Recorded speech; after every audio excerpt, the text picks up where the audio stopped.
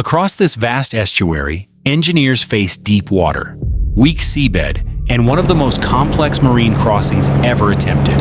Part of the route would even disappear beneath the seabed inside enormous prefabricated tunnel elements. But before any bridge could rise, construction had to begin far below the water.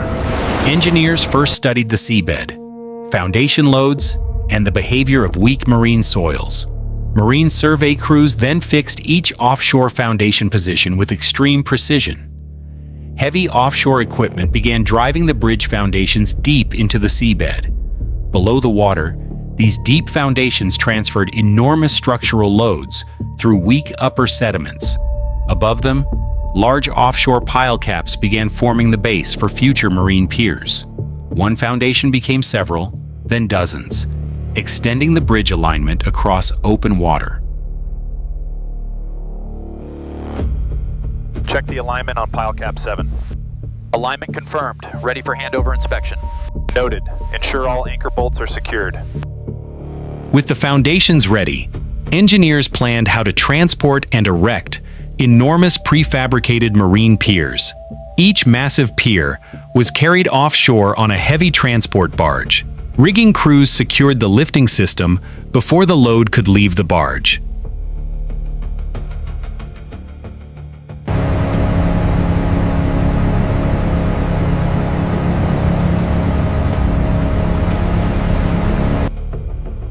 The suspended pier was lowered slowly toward its foundation, with only a narrow alignment margin.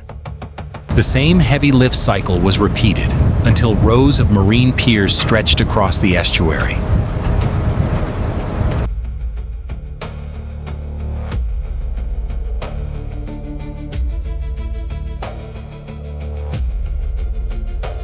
Next came enormous prefabricated steel deck sections, transported offshore by barge. Engineers checked lifting points, crane stability, and the exact geometry of the receiving supports. Heavy rigging was connected and gradually tensioned around the steel box girder.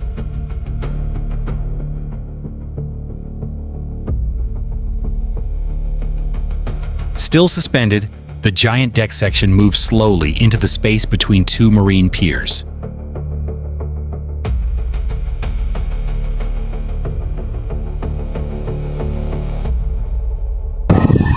The final centimeters were controlled carefully before the deck settled onto its supports.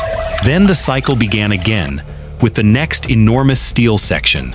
Span by span, the ordinary sea viaduct extended progressively across open water.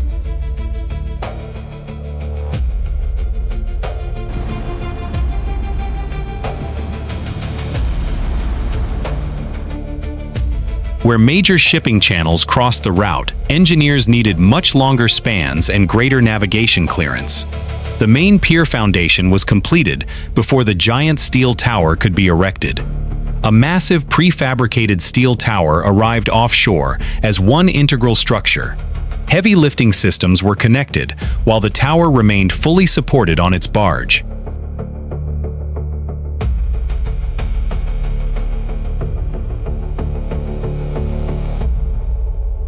Once fixed to the main pier, the tower became the anchor point for the growing deck and stay cables. The first short steel deck segment was installed close to the tower.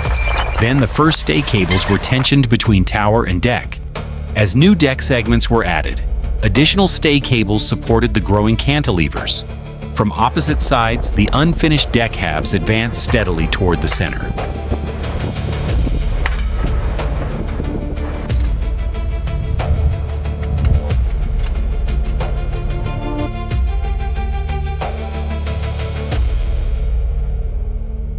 The final closure segment completed structural continuity across the main span.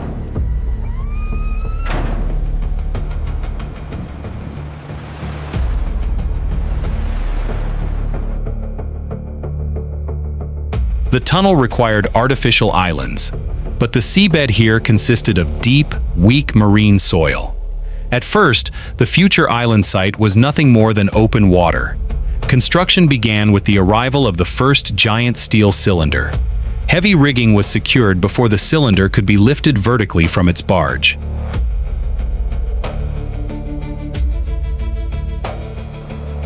The suspended cylinder was positioned precisely above its designated seabed location. The first cylinder was installed, forming the starting point of the future island perimeter. A second and third cylinder followed, beginning a continuous offshore barrier. Cylinder by cylinder, the curved perimeter gradually expanded across the water. Dozens of giant cylinders eventually formed an almost complete enclosure. The final cylinder closed the ring, but the entire interior was still filled with water. Controlled water management and dewatering could now begin inside the enclosed perimeter. Engineered fill was then delivered into the first selected reclamation zones. Excavators, bulldozers, and compactors spread and densified the material layer by layer.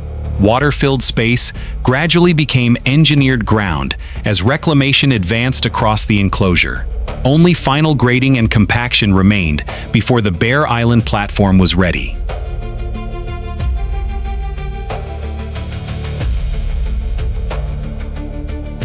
Before any tunnel element could be immersed, engineers had to create a stable foundation beneath the seabed.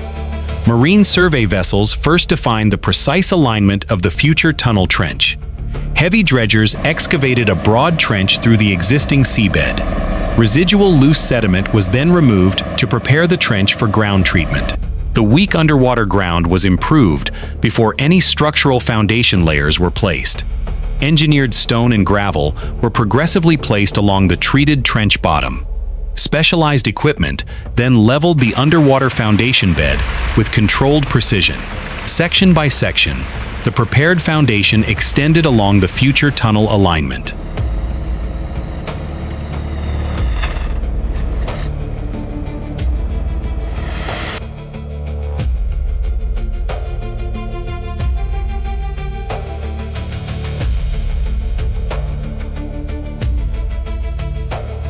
Meanwhile, enormous tunnel elements were being prefabricated at the Guishan production yard. Dense reinforcement cages began defining two large traffic bores and a narrower central service gallery. Heavy formwork and temporary supports were assembled around the growing reinforcement structure. Large-scale concrete casting gradually formed the massive reinforced concrete shell. The element took shape progressively, while major sections of the production bed remained unfinished. At roughly half length, reinforcement, formwork, and concrete work continued simultaneously. Near completion, only limited finishing and inspection work remained.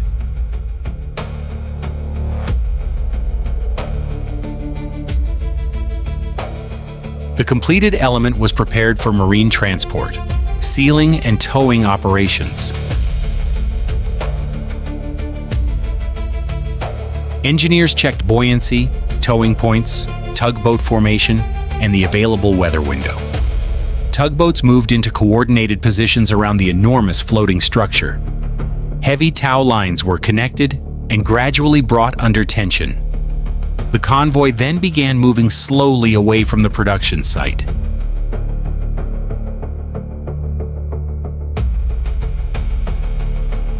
Beside the massive concrete element, even powerful tugboats appeared remarkably small. After the open water journey, the element arrived at its offshore installation zone.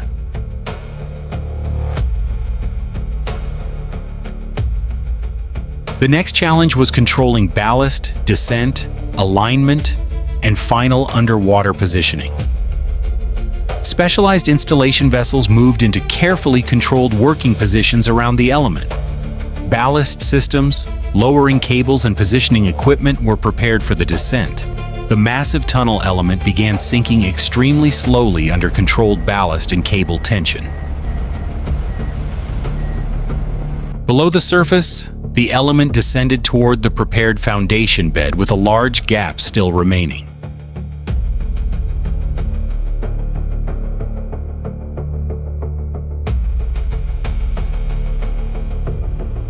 The new element was then moved slowly toward the previously installed section. The narrow gap closed gently as the two tunnel elements formed a watertight structural connection. The underwater tunnel began with the first standard element resting on its prepared foundation. 5 connected elements soon formed the first continuous section beneath the seabed. As installation continued, the submerged structure extended to roughly 10 connected elements. By around 18 elements, the tunnel had become a major continuous underwater structure. Eventually, more than 30 elements were installed, leaving only one critical final opening.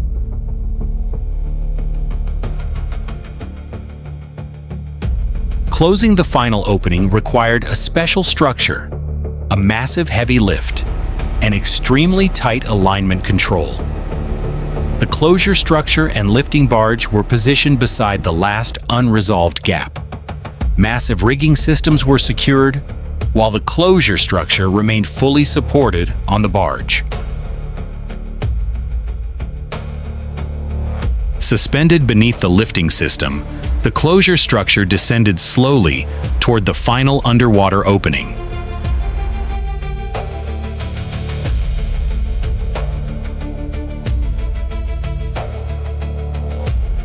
With the final connection complete, the immersed tunnel became one continuous structural system. Voice text elsewhere, engineers used large precast concrete segments to build the Hong Kong Link Road Viaduct. Each massive segment was transported to its erection position on heavy equipment. Hold position. Holding steady. We are clear on the east side. Continue rising slowly. The suspended segment was lowered with precision, while a small alignment gap remained. Repeated lifting cycles gradually extended the precast viaduct along its alignment.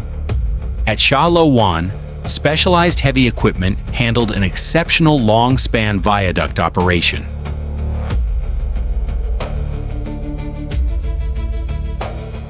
Before opening, engineers planned controlled proof loads and precision measurements of structural response.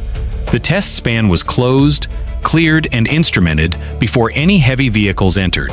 An approximately 380-ton test convoy then approached the controlled bridge span. The vehicles stopped in planned positions, applying a controlled static proof load to the structure.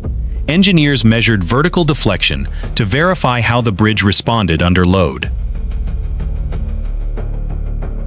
Final inspections checked the ordinary sea viaduct, its piers, bearings, joints, and structural surfaces.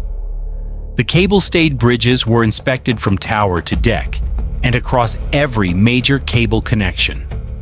Engineers also verified the artificial islands, drainage systems, and bridge-to-tunnel transition infrastructure. Inside the immersed tunnel, structural joints and technical systems underwent final inspection. Bridge, island, and tunnel were now verified as one continuous, integrated engineering system. Only after construction, testing, and final acceptance could operational traffic begin entering the completed system.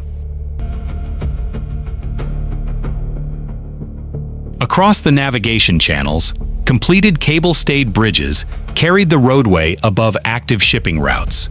At the artificial island, the surface roadway transitioned toward the immersed tunnel beneath the seabed.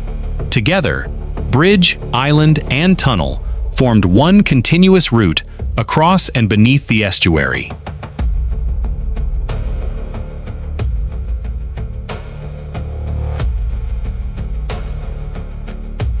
Seen at full scale, the completed system stretches across open water through bridges, islands, and an underwater tunnel. What began on weak seabed became a continuous engineering system linking bridge, island, and tunnel across the Pearl River Estuary.